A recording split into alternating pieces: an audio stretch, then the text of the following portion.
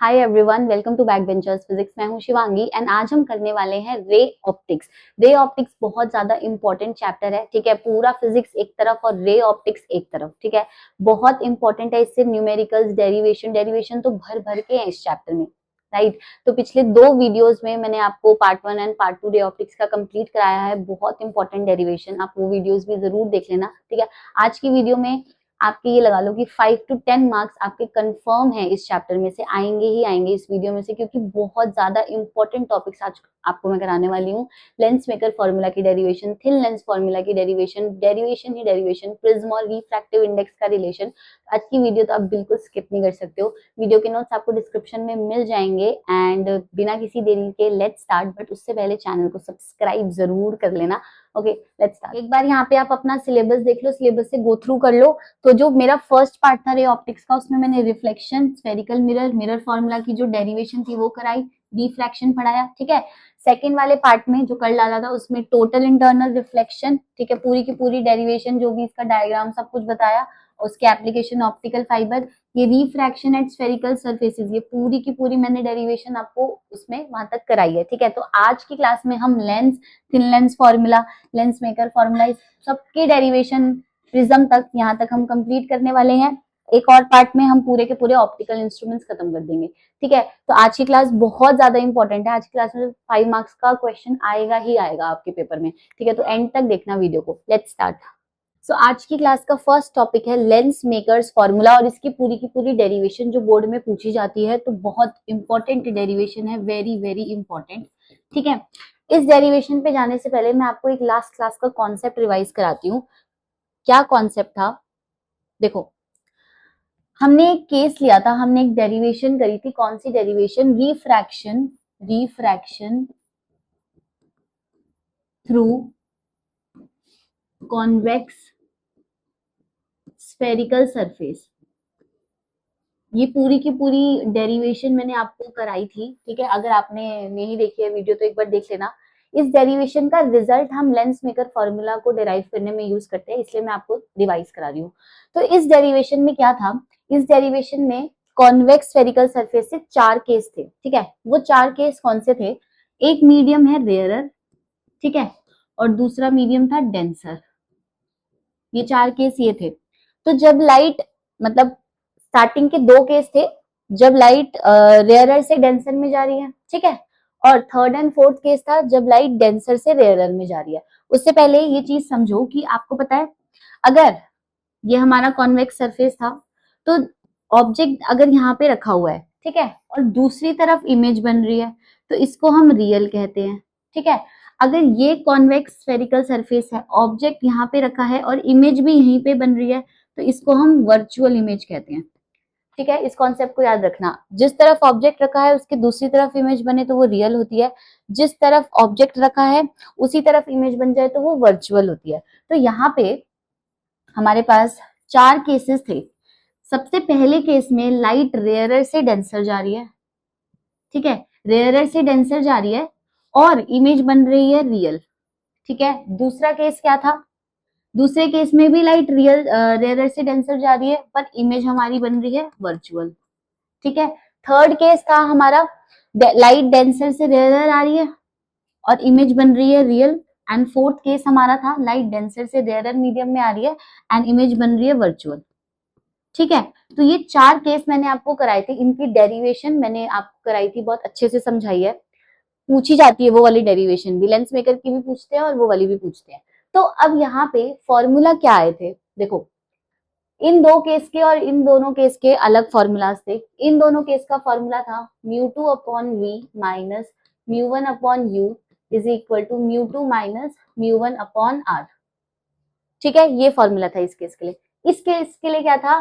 μ1 upon v minus μ2 upon u is equal to μ1 minus μ2 upon r। ये इस case के लिए फॉर्मूला था, समझे बात? तो थोड़ा सा डिफरेंस है, बिल्कुल माइनर सा, पर बहुत इंपॉर्टेंट डिफरेंस है, क्योंकि अभी जो हम लेंस मेकर की डेरिवेशन करने वाले हैं वो कंप्लीटली इन दोनों फॉर्मूलाज के बेस पे ही करने वाले हैं, ठीक है। तो याद रखना, रेयरर से डेंसर में ये वाला फॉर्मूला यूज होता है और डेंसर से रेयरर में ये वाला फॉर्मूला यूज होता है, समझ गए? अब आते हैं लेंस मेकर की डेरिवेशन पे। सी, सबसे पहले हम इसकी जो डेरिवेशन है दोनों लेंस को यूज करके हो सकती है, कॉन्वेक्स के लिए भी एंड कॉनकेव के लिए। आपका जब क्वेश्चन आएगा पेपर में तो वो नहीं मेंशन करता जनरली कि आप कौन से लेंस को लेके यूज करो, वो बस यही लिखेगा derive an expression for the lens maker formula. ठीक है, बहुत ही अलग केसेस या स्पेशल केसेस में वो बताता है कि आपको कौन सा लेंस यूज करना है, वरना वो स्पेसिफाई नहीं करेगा। तो आप दोनों के लिए ही लर्न कर लेना, मैं तो यही बोलूंगी। ठीक है, मैं आपको यहाँ पे कॉन्वेक्स के लिए करके दिखा रही हूँ, जो कि ज्यादातर यही पूछी जाती है। तो हमने एक लेंस बनाया, ठीक है, उसके बाद हम यहाँ पे प्रिंसिपल एक्सिस ड्रॉ करते हैं ऐसे करके, समझ गए? एक लेंस बनाया, प्रिंसिपल एक्सिस ड्रॉ करी, डन। अब हम क्या कर रहे हैं, यहाँ पे हमारा ऑब्जेक्ट है, यहाँ पे ओ, यहाँ पे हमारा ऑब्जेक्ट रखा है। ठीक है, अब देखो मेरी बात ध्यान से सुनना, ये वाला मीडियम रेयरर है और इसका रिफ्रैक्टिव इंडेक्स म्यू1 है। जो ये लेंस है ना, इसका मीडियम डेंसर है और इसका रिफ्रैक्टिव इंडेक्स म्यू2 है। अब बाहर तो फिर से सेम यही वाला मीडियम है, तो ये वाला मीडियम क्या होगा, रेयरर, और इसका रिफ्रैक्टिव इंडेक्स कितना होगा, म्यू1। ठीक है, केस नंबर 1, अब क्या हो रहा है, लाइट ओ से निकलेगी, तो जब लाइट ओ से निकलेगी यहाँ पे तो लेंस पे जाके टकराएगी ऐसे करके, है ना। लाइट रे ओ से निकली और यहाँ लेंस पे जाके टकराई। ठीक है, हम क्या बनाते हैं यहाँ पे, हम बनाते हैं नॉर्मल सबसे पहले। अगर आपने मेरी लास्ट क्लास देखी है तो ये डेरिवेशन मैंने आपको बहुत अच्छे से बताई थी। अब हम यहाँ पे क्या बनाते हैं, नॉर्मल।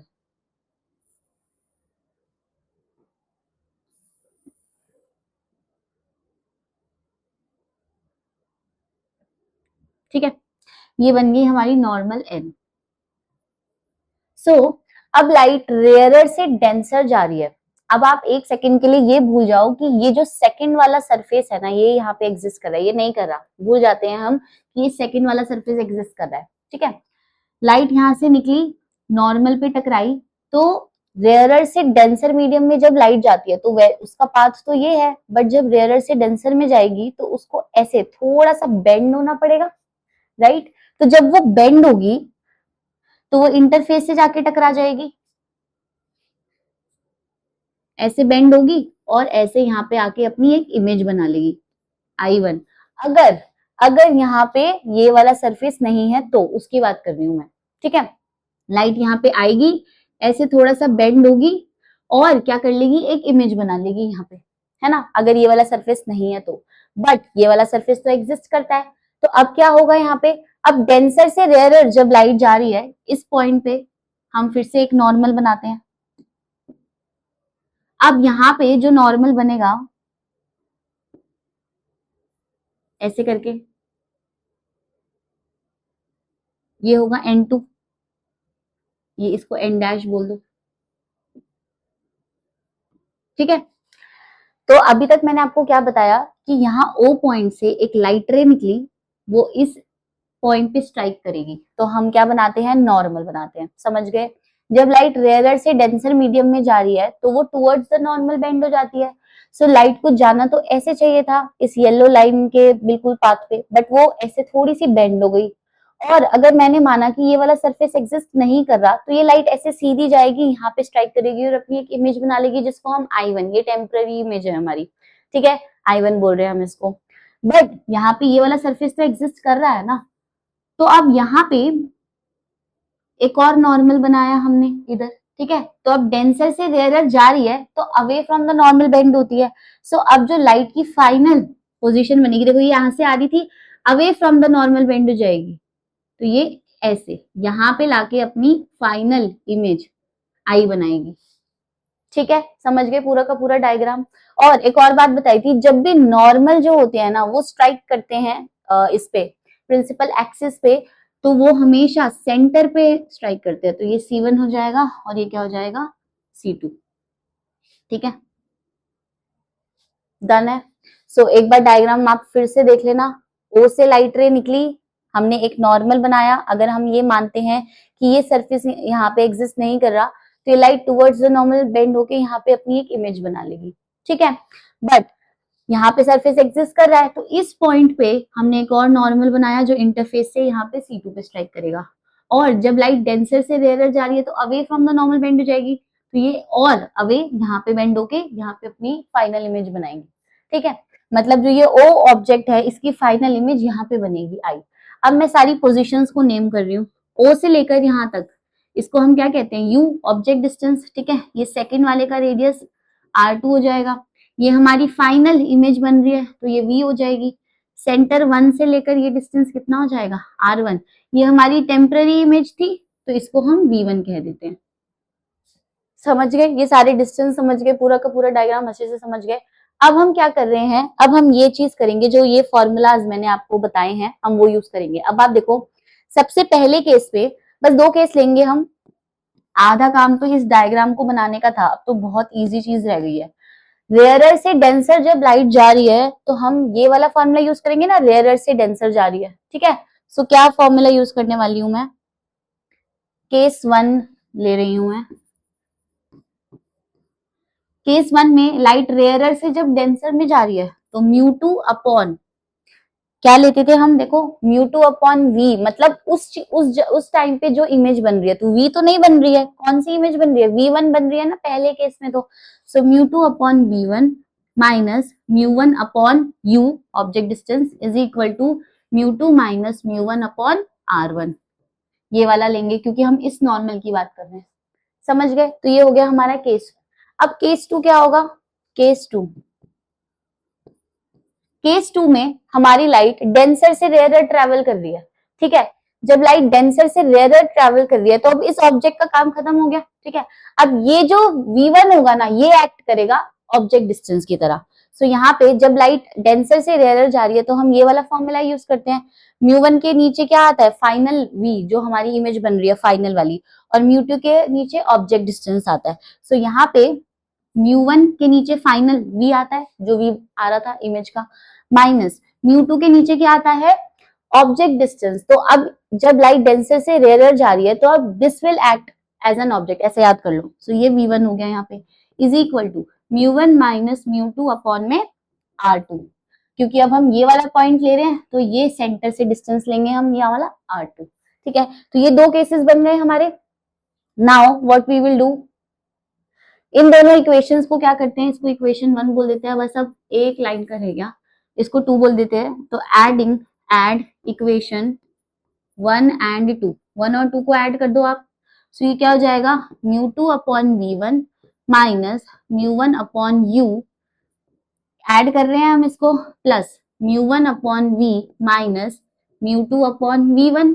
ठीक है, is equal to this plus this हो जाएगा, μ2 minus μ1 upon r1 plus μ1 minus μ2 upon r2। ठीक है, जो चीज कैंसिल आउट हो रही है उसको कैंसिल कर दो। देखो यहाँ पे μ2 अपॉन v1 से कैंसिल हो गया, इसको तो शिफ्ट कर दो, μ1 upon v minus μ1 upon u is equal to, अब यहाँ पे ध्यान से देखो आप, यहाँ पे μ2 माइनस μ1 है, यहाँ पे μ1 माइनस μ2 है। अगर मुझे इस चीज को μ2 माइनस μ1 लिखना पड़ेगा, मतलब इसको क्या करना पड़ेगा, ऐसे ऑल्टरनेट चेंज करना पड़ेगा, तो ये वाला साइन हटके माइनस का आ जाएगा। ठीक है, क्योंकि मैं इसके साइन को चेंज कर रही हूँ। सो यहाँ पे क्या होगा, μ2 minus μ1 upon r1 minus μ2 minus μ1 upon r2, यही हो जाएगा। ठीक है बेटा, अब μ1 कॉमन ले लो यहाँ से, तो 1 upon v minus 1 upon u is equal to, यहाँ से μ2 माइनस μ1 कॉमन ले लो, अंदर क्या बचेगा, 1 upon r1 minus 1 upon r2। ठीक है, अब 1 upon v minus 1 upon u, ये क्या होता है हमारा, ये हमारा लेंस फॉर्मूला होता है। लेंस फॉर्मूला से हम इसको 1 अपॉन f के इक्वल रख देते हैं। ठीक है, यही होता है लेंस फॉर्मूला, यहाँ पे मैं लिख रही हूँ, 10th क्लास में पढ़ा था और अभी आगे मैं इसकी भी डेरिवेशन करनी सिखाऊंगी आपको। 1 upon F is equal to 1 upon B minus 1 upon U. ठीक है, तो यहां से हमारा क्या हो गया, ये μ1 और 1 upon F is equal to μ2 minus μ1 1 upon r1 minus 1 upon r2। ठीक है, ये μ1 को नीचे ले जाओ आप, so 1 upon F is equal to μ2 minus μ1 upon mu one, और ये क्या हो जाएगा 1 upon R1 minus 1 upon R2। यही है हमारा lens maker formula, lens makers formula यही है, समझे बात? ठीक है। सो ये आपको पूरी की पूरी डेरिवेशन करनी है, 5 मार्क्स में पूछी जाती है ये डेरिवेशन, क्योंकि बहुत ज्यादा इंपॉर्टेंट है। ओके, सो इसको देख लेना है एक बार आप। डन। अब इसमें एक स्पेशल केस भी आता है, देखो। तो लेंस मेकर फॉर्मूला तो ये होता है, मैं दोबारा से लिख रही हूँ, लेंस मेकर्स फॉर्मूला क्या था, 1 upon F is equal to mu two minus mu one upon mu one, 1 upon R1 minus 1 upon R2। Okay बेटा, अब इसमें स्पेशल केस होता है, हम मान लेते हैं कि जो हमारा ये है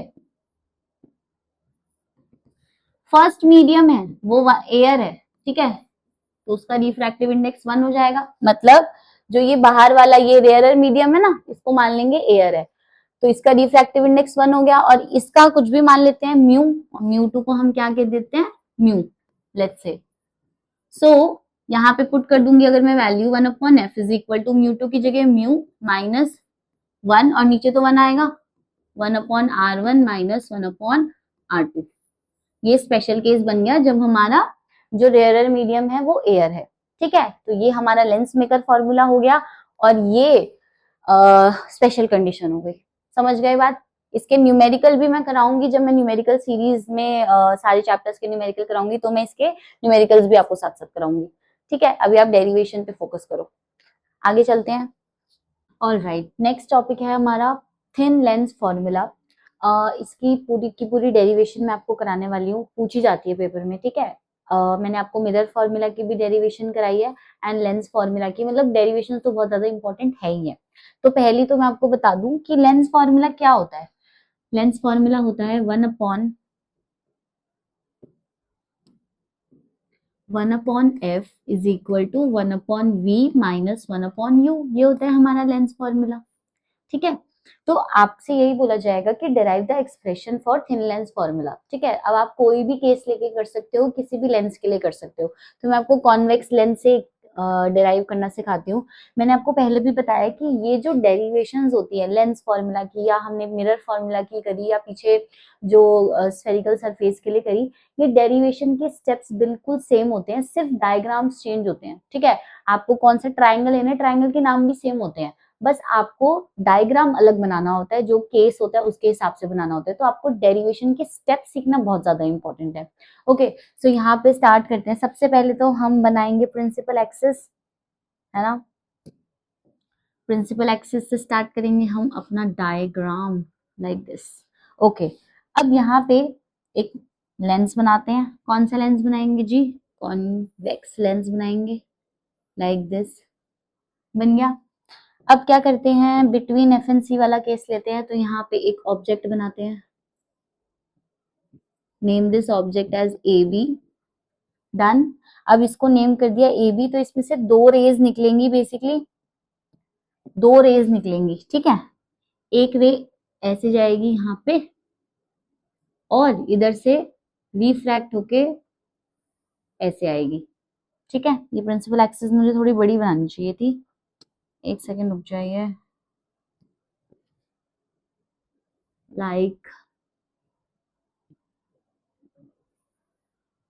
ठीक है, इधर से भी एक्सटेंड कर देते हैं इसको।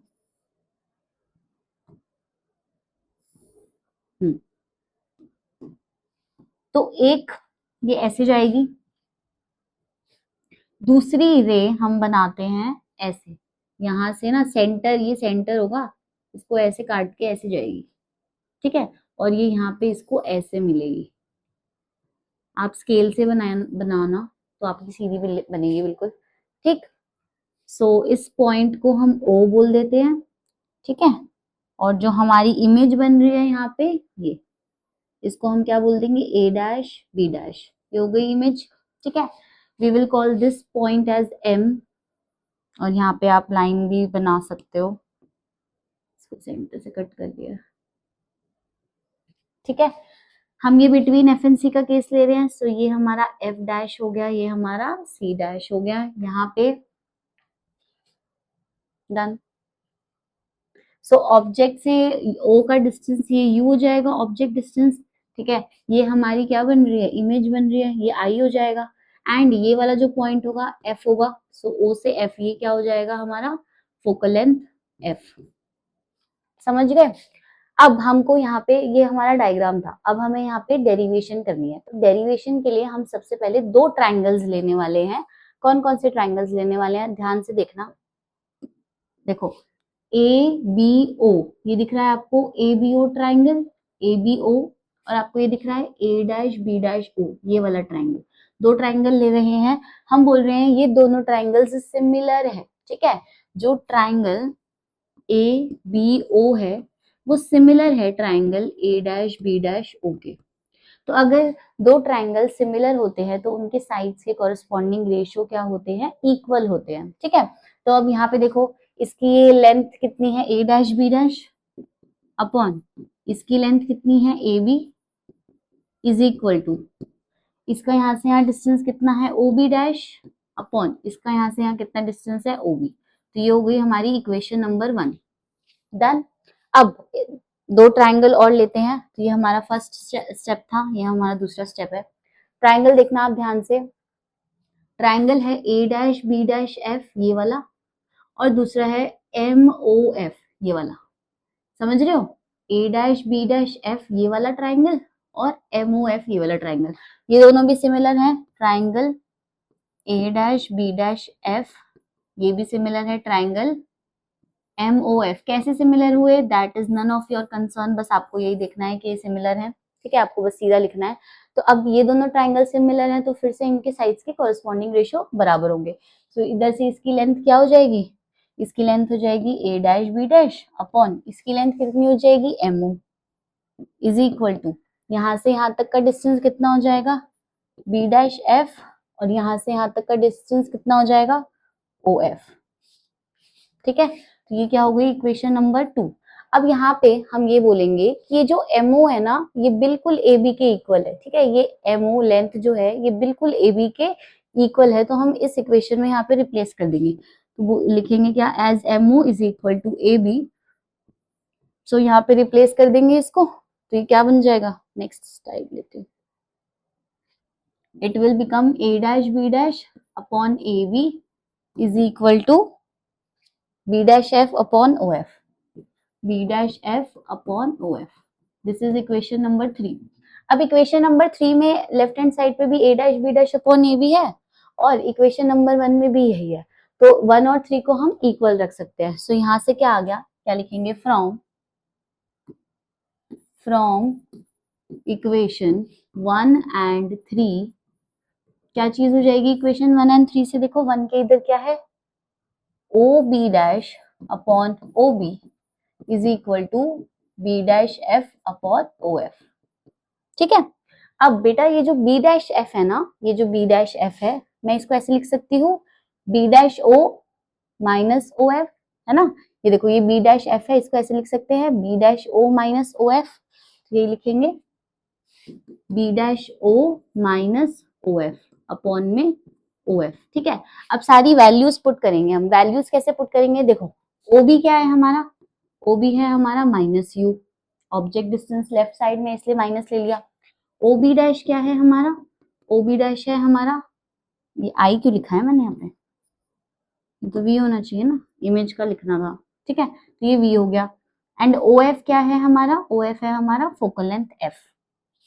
सो ओ डैश बी क्या, ओ बी डैश था हमारा वी अपॉन ओ बी क्या था हमारा minus U is equal to O B dash V minus O F F upon F, ठीक है। क्रॉस मल्टीप्लाई कर देंगे अब इसको बस।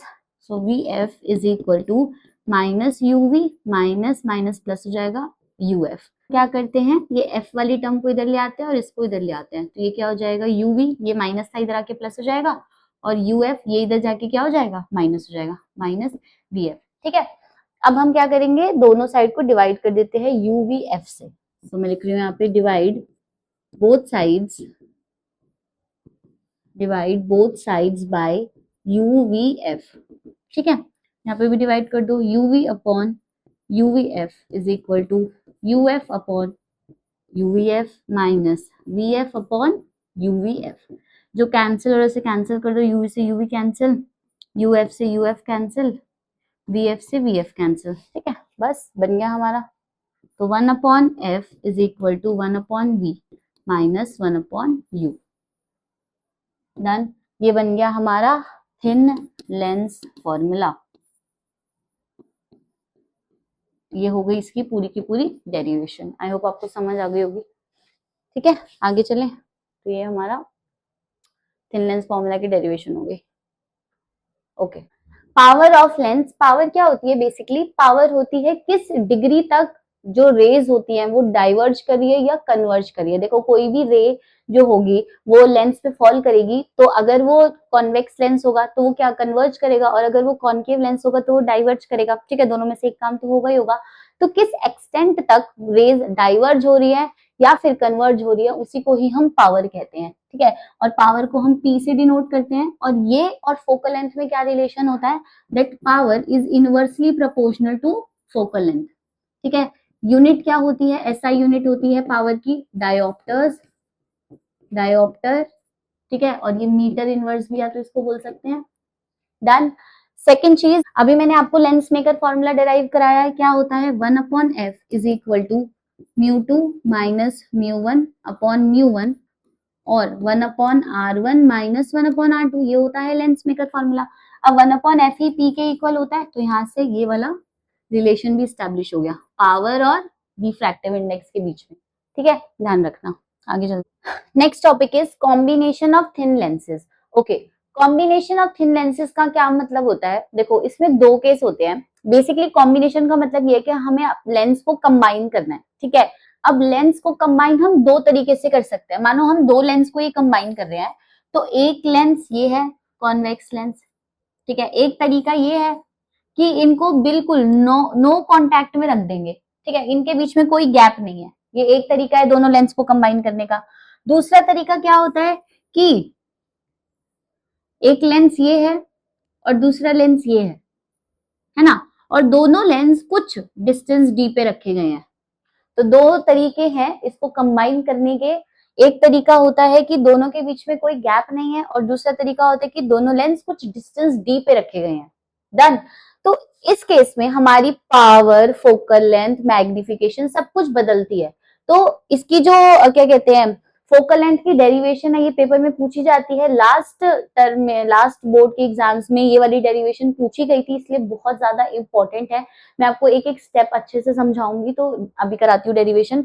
सो यहाँ पे जब दोनों लेंसेज को हम कांटेक्ट में रखते हैं, चाहे उनमें जीरो गैप हो या गैप हो उसके बीच में, तो जो टोटल मैग्निफिकेशन होती है ना, चाहे हम कितने भी लेंसेज को रख लें, सो जो टोटल मैग्निफिकेशन बन के आती है m, वो बस सब लेंस की मैग्निफिकेशन का मल्टीप्लीकेशन होता है, ठीक है, चाहे कितने भी लेंस रख दे कॉन्टैक्ट में।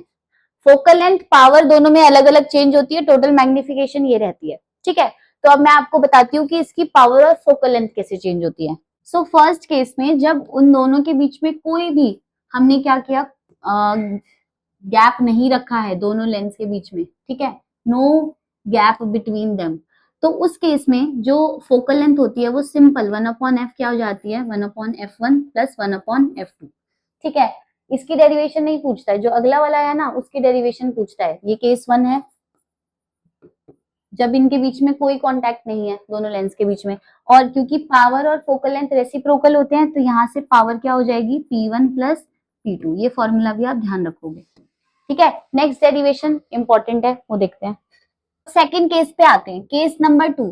केस नंबर 2 क्या था, जब दोनों लेंस कुछ डिस्टेंस डी पे रखे जाए। ये बहुत इंपॉर्टेंट डेरिवेशन है, लास्ट टाइम बोर्ड्स में पूछी गई है, ठीक है, इसीलिए बहुत ज्यादा इंपॉर्टेंट हो जाती है। तो यहाँ पे सबसे पहले इसका डायग्राम समझो। मैं प्रिंसिपल एक्सिस बना रही हूँ ऐसे करके। यार इनमें ना रे ऑप्टिक्स वाले चैप्टर में डायग्राम ही सबसे इंपॉर्टेंट होता है। सो फर्स्ट लेंस यहाँ पे ये रहा हमारे पास कॉन्वेक्स लेंस, ठीक है, और दूसरा यहाँ पे कुछ डिस्टेंस डी पे रखा हुआ है ऐसे करके, समझ गए, ये दोनों के बीच में डिस्टेंस डी है। इनके सेंटर, इसका सेंटर C1 है, इसका सेंटर C2 है। क्लियर है इतना? अब हम इसकी पावर फोकल लेंथ डिराइव करते हैं कि क्या आती है इस केस में। सो यहाँ पे स्टार्ट करते हैं। सबसे पहले ध्यान से सुनना, बिल्कुल इजी सी डेरिवेशन है, ज्यादा मुश्किल नहीं है।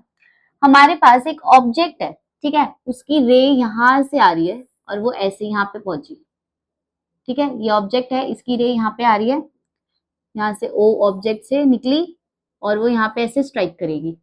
तो अब जब कोई भी रे लेंस पे स्ट्राइक करेगी, अगर लेंस नहीं होता तो ये सीधी जाती है ना, बट लेंस है तो ये क्या करेगी, रिफ्रैक्ट करेगी, और ये यहाँ से रिफ्रैक्ट करके यहाँ पे पहुंचेगी। मानो ये यहाँ से रिफ्रैक्ट करेगी और ये यहाँ पे पहुंची रिफ्रैक्ट करके, ठीक है, इस पॉइंट पे। अब एक बात बहुत अच्छे से नोट करना, अगर ये वाला लेंस नहीं रखा होता यहाँ पे, है ना, मान लो ये C2, ये जो दूसरा लेंस है ये नहीं रखा है यहाँ पे, तो लाइट ऐसे रिफ्रैक्ट, एक ही बार रिफ्रैक्शन होता ना, यहाँ से आती, एक लेंस रखा था, रिफ्रैक्ट होके यहाँ पे चली जाती और यहाँ पे अपनी एक इमेज बना लेती इस पॉइंट पे। और क्योंकि इंफिनिटी से आ रही है, इंफिनिटी से ही तो आती है पैरेलल रेज, तो यहाँ फोकस पे ये अपनी एक इमेज बना लेती। समझ गए मेरी बात को?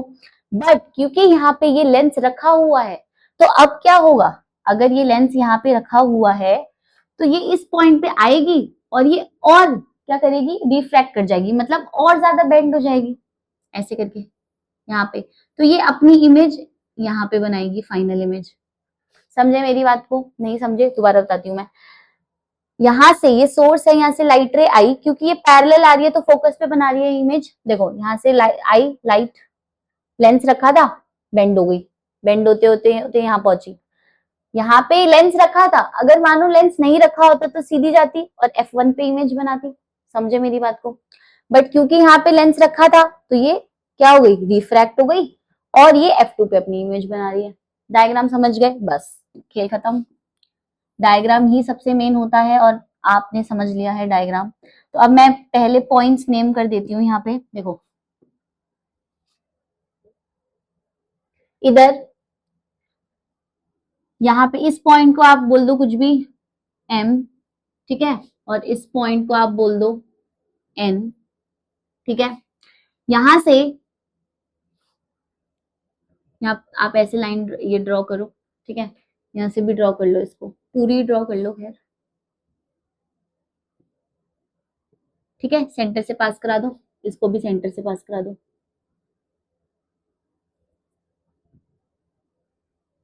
ओके, अब डिस्टेंसेस देख लो आप, इन दोनों के बीच में डिस्टेंस तो D है, ठीक है। C2 से F2 ये क्या हो जाएगी, सेकेंड वाली फोकल लेंथ, और F1 वाली क्या हो जाएगी, फर्स्ट वाली फोकल लेंथ। डन। वो F1 यहाँ से नहीं होगी, F1 तो यहाँ से होगी ना, यहाँ से, क्योंकि ये फर्स्ट वाले लेंस की है, ठीक है। अब इसमें एक चीज और नोट करनी है। क्या नोट करनी है? देखो, ये लाइट ऐसे आ रही थी, है ना, अगर यहाँ पे लेंस नहीं रखा होता तो ये ऐसे सीधी जाती, ऐसे जाती, तो ये ऐसे जाती, बट ये ऐसे टर्न हो गई, तो ये वाला एंगल क्या हो गया, डेविएशन, एंगल ऑफ डेविएशन। मतलब लाइट आ ऐसे रही थी सीधी, बट अगर यहाँ लेंस नहीं रखा होता, है ना, लेंस नहीं रखा होता तो वो सीधी जाती, बट लेंस रखा था तो वैसे डेविएट हो गई। तो ये जो एंगल है, इसी को तो हम डेविएशन वाला एंगल बोलते हैं, कि लाइट कितनी डेविएट हुई, है ना, ये होता है डेविएशन का एंगल। सो यहाँ पे ये फर्स्ट रे डेविएट हुई है, इसलिए इसको डेल्टा 1 बोलते हैं। अब आप मुझे यहाँ पर देखकर बताओ कि एंगल ऑफ डेविएशन क्या होगा। देखो, लाइट ऐसे जानी थी सीधी वाली येलो से, बट ये ऐसे पर्पल वाले पाथ को फॉलो कर रही है, तो ये हो गया ना डेविएशन, तो इसको क्या बोलेंगे, डेल्टा 2। समझ गए मेरी बात को? ठीक है, बस डायग्राम खत्म। अब यहाँ पे हम क्या करने वाले हैं, आप ध्यान से देखना, बिल्कुल ध्यान से। ट्राइंगल, ये M है, ये N है, ये C1 है, ये C2 है, ठीक है। ये डेल्टा 1 है, तो ये वाली लाइन देखो आप, MF1 वाली, ये डेल्टा 1 है, मैं यहाँ पे लाइन ड्रॉ कर रही हूँ, MF1, ये है हमारा डेल्टा 1, तो ऑल्टरनेट एंगल से ये वाला एंगल भी हमारा डेल्टा 1 हो जाएगा, ठीक है। एंड इसको आप हाइट H1 मान लो, इसको आप हाइट H2 मान लो, NC2 को। सो ये हो गया हमारा H1। समझ रहे हो आप? ये वाला एंगल डेल्टा वन है तो ऑल्टरनेट एंगल से ये वाला एंगल भी डेल्टा वन हो गया। अगर मुझे इसमें tan डेल्टा वन लिखना है तो मैं क्या लिखूंगी, tan क्या होता है, tan होता है perpendicular upon base. So perpendicular is h1 and base ये वाला डिस्टेंस c1 से लेकर f1, तो ये f1 हो गया। ठीक है, मैं यहाँ डायरेक्ट लिख रही हूँ, आपको अगर ये नोट करना था तो आप कर लेना। सो यहाँ पे tan डेल्टा वन कितना हो जाएगा बेटा, h1 अपॉन f1। कैसे आया ये भी समझा दिया मैंने आपको। ठीक है, अब यहाँ पे देखो आप, ये NF2 है, मैं फिर से यहाँ पे ड्रॉ कर देती हूँ, ये NF2 है, ये वाला एंगल डेल्टा टू है, तो ऑल्टरनेट एंगल से ये वाला एंगल भी डेल्टा टू हो जाएगा और ये हाइट कितनी हो जाएगी, ये है h2 गिवन है। तो यहाँ मुझे अगर tan डेल्टा टू लिखना है तो क्या आएगा, h2 अपॉन c2 से लेकर f1 f2 का डिस्टेंस f2 हो जाएगा। ठीक, तो यहाँ पे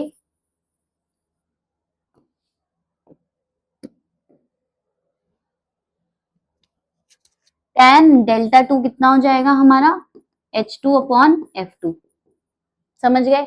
अब हम ये बोलेंगे कि ये एंगल्स इतने ज्यादा स्मॉल हैं कि डेल्टा अप्रोक्स किसके इक्वल होगा, tan डेल्टा वन के, और डेल्टा टू अप्रोक्स किसके इक्वल होगा, tan डेल्टा टू के। ठीक है, तो जो फाइनल डेविएशन आएगी, नेट डेविएशन वो होगी delta is equal to delta one plus delta two. इसको लर्न कर लो कि ये होती है डेविएशन। ठीक है, डेल्टा वन की वैल्यू मैं यहाँ पे पुट कर रही हूँ h1 f1 plus delta to की मैं वैल्यू पुट कर रही हूँ h2 f2। अच्छा, अब ये डेल्टा को मैं इस डायग्राम में कैसे शो करूंगी, देखो डेल्टा को आपको ऐसे शो करना है, यहां से आप लाइन खींचना बिल्कुल सीधी। ठीक है, यहां से ये लाइन ऐसे खींचना और ये वाली जो ओरिजिनल इमेज इसकी थी ना, इसको मिला दो। ये है हमारा डेल्टा और ये हाइट है h1। ठीक है, तो ये हो गया हमारा डेल्टा। अब क्योंकि ये एंगल डेल्टा था अगर, तो ये भी डेल्टा हो जाएगा। सो यहां से मान लेते हैं कि यहां से लेकर यहां तक का डिस्टेंस कितना था, f फोकल लेंथ हमारा। जब हमारा लेंस कंबाइन हो रहा है तो इसकी एक नेट फोकल लेंथ ही तो निकालना चाह रहे हैं ना हम, तो नेट फोकल लेंथ बोल देंगे हम, let f be the focal length of the combination, focal length of the combination. ठीक है, सो यहाँ पे हमारा tan डेल्टा क्या होगा, हमारा यहाँ पे tan डेल्टा होगा h1 अपॉन f, जो कि डेल्टा के इक्वल होगा क्योंकि इतना छोटा एंगल है। सो मैं आपसे पुट कर रही हूँ h1 अपॉन f। समझ गए आप बात को। अब हम यहाँ पे दो ट्राइंगल्स कंसिडर कर रहे हैं, देखो बस थोड़ी सी रह गई, 3 स्टेप की रह गई डेरिवेशन। MC1F1 दिख रहा है आपको ट्राइंगल, सबसे बड़ा वाला MC1F1 और दूसरा क्या है NC2F1। समझ रहे हो, दोनों F1 से स्टार्ट हो रहे हैं, MC1F1 और दूसरा कौन सा है NC2F1। तो मैं यहाँ लिख रही हूँ ट्राइंगल MC1F1 और ट्राइंगल NC2F1। हम बोल रहे हैं कि ये दोनों ट्राइंगल सिमिलर हैं। हमें नहीं पता कि कहाँ से सिमिलर है, हमें नहीं प्रूव करना कि भाई सिमिलर कैसे हुए हैं, बस हमें लर्न करना है कि ये दोनों ट्राइंगल सिमिलर हैं। और जब ट्राइंगल सिमिलर होते हैं तो उनके जो रेशियो होते हैं कॉरेस्पॉन्डिंग साइड्स के वो इक्वल होते हैं। सो यहाँ पे देखो रेशियो कैसे लेंगे, MC1 इसकी लेंथ और उसकी लेंथ क्या है NC2। So MC1 upon NC2 is equal to, यहाँ पे यहाँ से यहाँ तक का डिस्टेंस C1F1 और यहाँ से यहाँ तक का डिस्टेंस C2F1।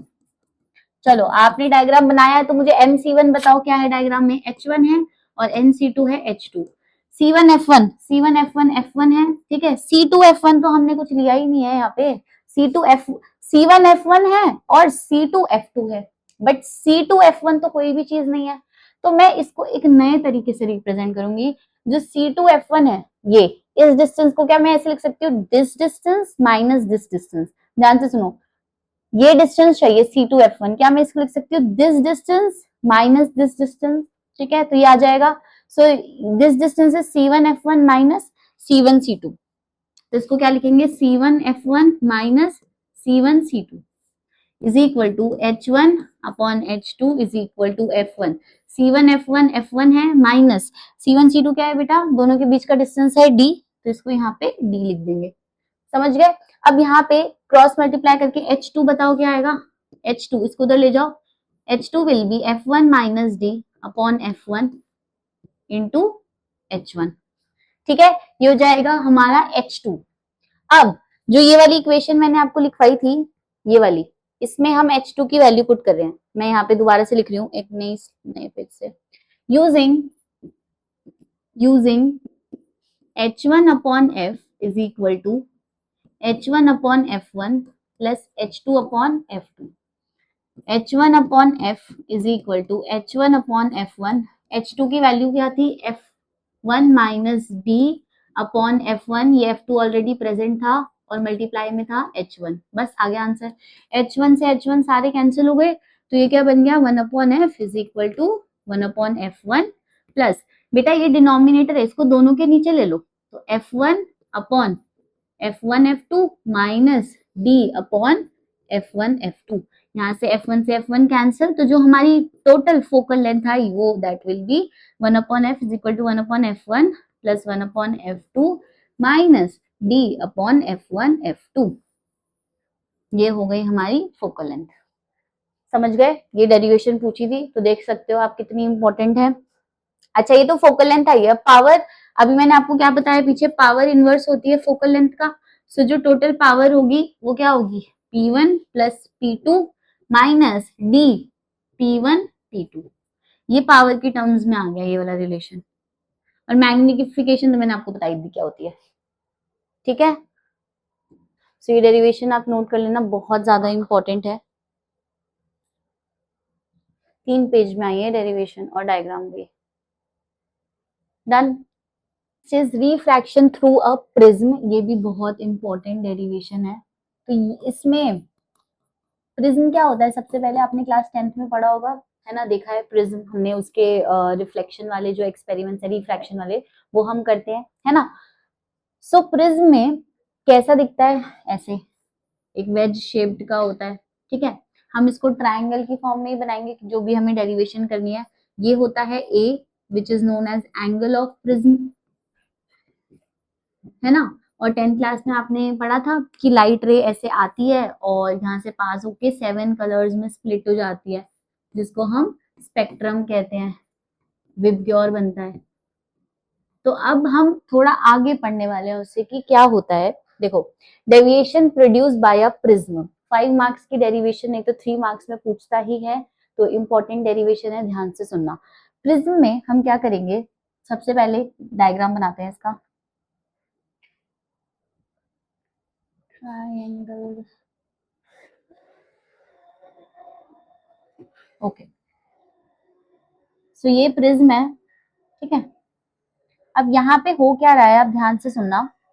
सबसे पहले एक लाइट रे आएगी यहाँ से, सी, यहाँ से रे आई, यहाँ पे स्ट्राइक करेगी, इंसिडेंट रे, है ना। इसको हम क्या कहते हैं बेटा, इंसिडेंट रे कहते हैं। अब यहाँ पे सेकंड काम हमारा क्या होता है, हमको बनाना होता है एक नॉर्मल, है ना। यहाँ पे हम एक नॉर्मल बनाते हैं ऐसे करके। डन। अब अगर ये रेयरर मीडियम है, ये डेंसर मीडियम है, तो लाइट को जाना ऐसे चाहिए था, बट वो क्या करती है, टुवर्ड्स द नॉर्मल बेंड हो जाती है, राइट। तो ये ऐसे करके क्या हो जाएगी, बेंड हो जाएगी towards the normal, like this, bend हो गई। ठीक है, अब जब वो यहां से इस वाले इंटरफेस पे स्ट्राइक करेगी, तो हम फिर से यहाँ पे क्या बनाएंगे, एक नॉर्मल बनाएंगे, दूसरे इंटरफेस का नॉर्मल। तो यहां से ये बन गया दूसरे इंटरफेस का नॉर्मल, इसको काट भी सकते हैं, ऐसी कोई दिक्कत नहीं। ठीक है, अब वैसे तो 7 कलर्स बनते हैं, ठीक है, बट हम यहाँ पे सिर्फ एक ही कलर से ही शो करेंगे, मतलब एक ही उससे, कि जब ये यहाँ से बाहर जाएगी तो जाना इसको सीधा चाहिए था, बट क्योंकि डेंसर से रेयरर मीडियम में जा रही है, तो ये away from the normal bend हो जाएगी और ये ऐसे निकल जाएगी। समझ गए आप सारे के सारे रेज जो भी यहाँ पे बन रही है। ठीक है, ओके। अब यहाँ पे हम एंगल्स को नेम कर देते हैं। देखो, ये इंसिडेंट रे है और ये लास्ट वाली क्या है, हमारी एमर्जेंट रे है, एमर्जेंट रे। सो जो incident ray normal, this point is M, ठीक है, इस पॉइंट को हम N बोल देते हैं, इसको हम Q बोल देते हैं, और ये वाला पॉइंट तो A होता है, एंगल ऑफ प्रिज्म। ठीक है, जो इंसिडेंट रे नॉर्मल के साथ एंगल बनाती है इसको कहते हैं I, एंगल ऑफ इंसिडेंस। अच्छा, अब यहाँ पे फर्स्ट एंगल ये रिफ्रैक्ट हुई पहली बार तो ये R हो जाएगा। ठीक है, इसको हम R डैश बोल देंगे, जो हमारा दूसरा इंसिडेंट वाला एंगल है। और जो ये बाहर निकल के एंगल बना रही है इसको हम I डैश बोल देंगे, इसको एमर्जेंट एंगल बोलते हैं। समझ गए सारे एंगल?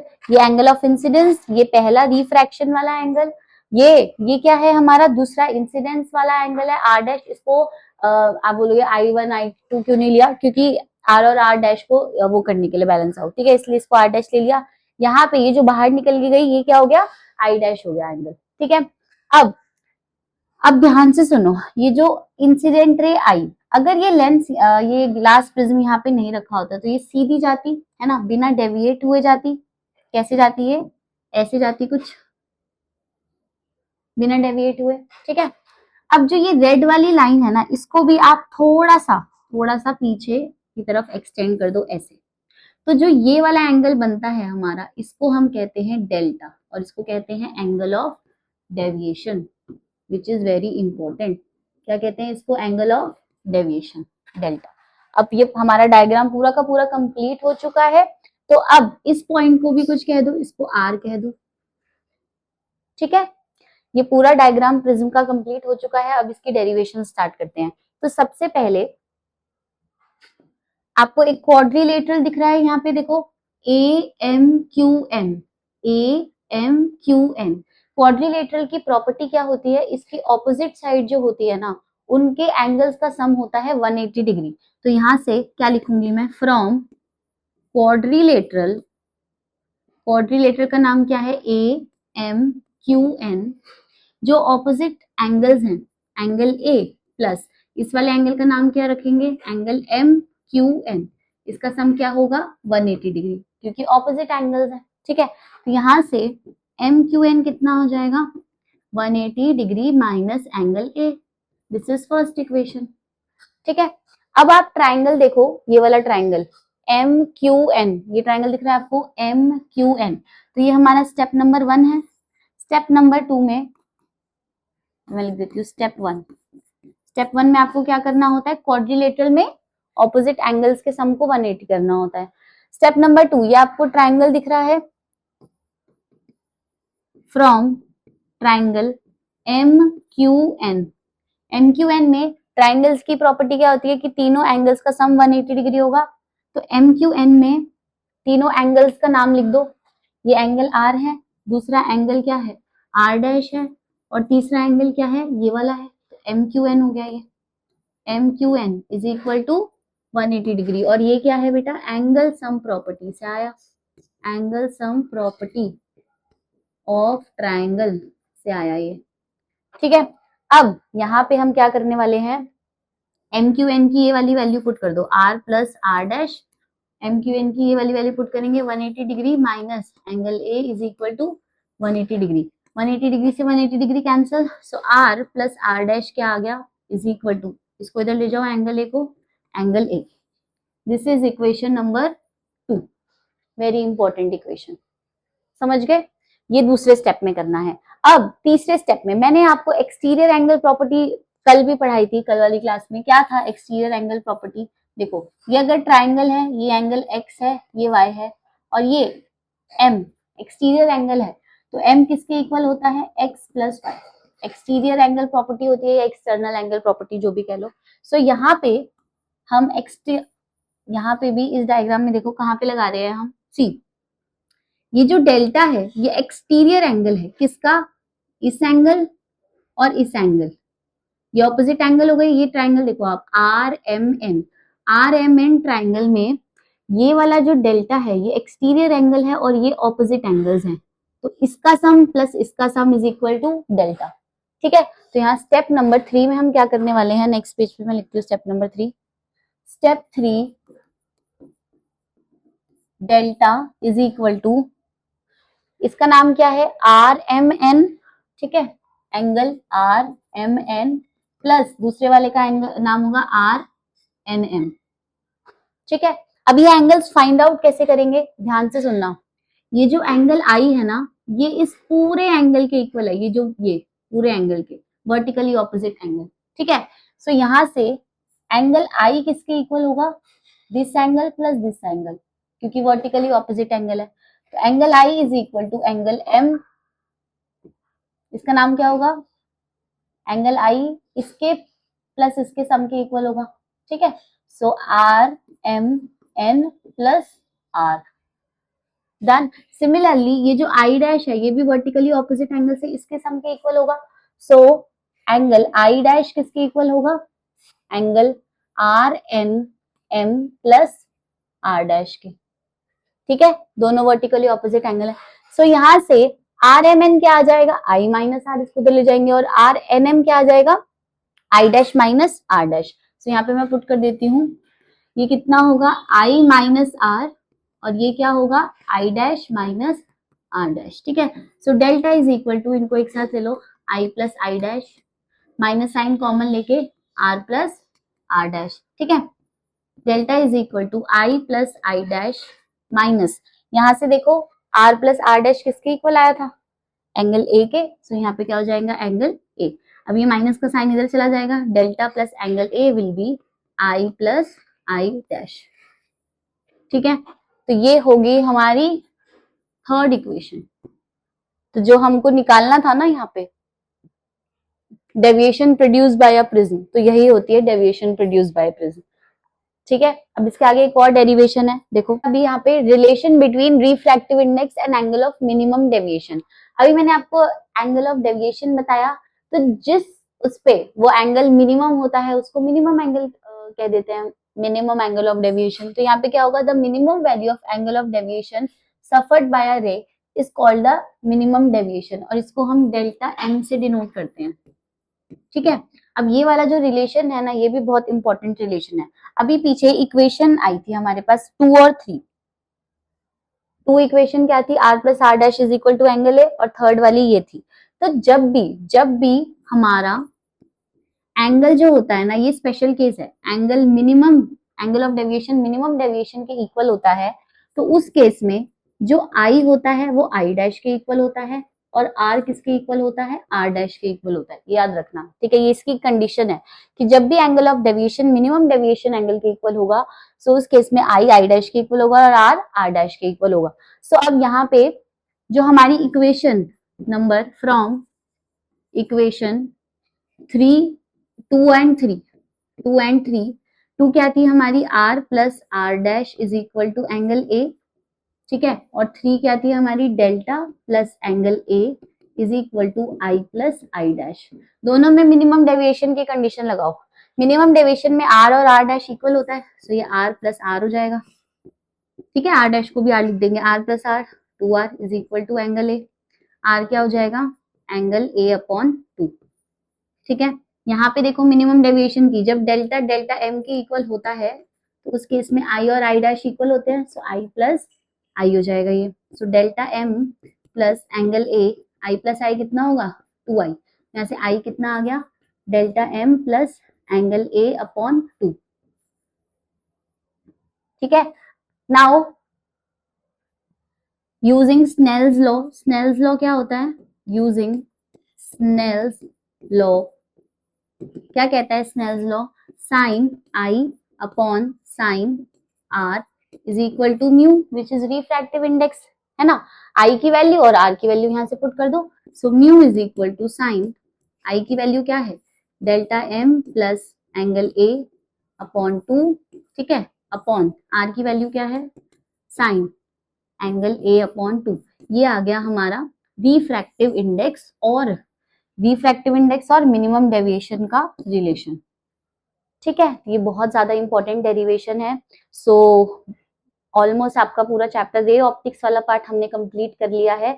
ऑप्टिकल इंस्ट्रूमेंट्स रह रहा है, वो कल की क्लास में करेंगे, ठीक है।